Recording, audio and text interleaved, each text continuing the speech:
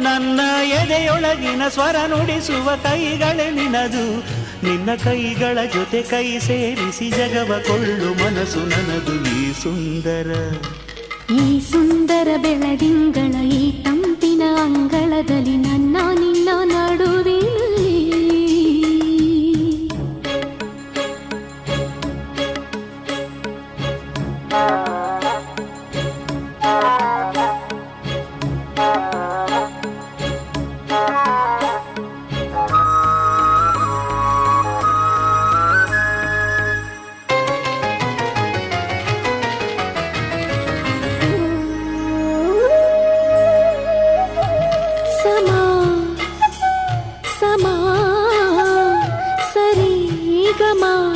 ಸಮಾಗಮ ಇಂಥ ವಿಸ್ಮಯ ಇದೆ ಮೊದಲು.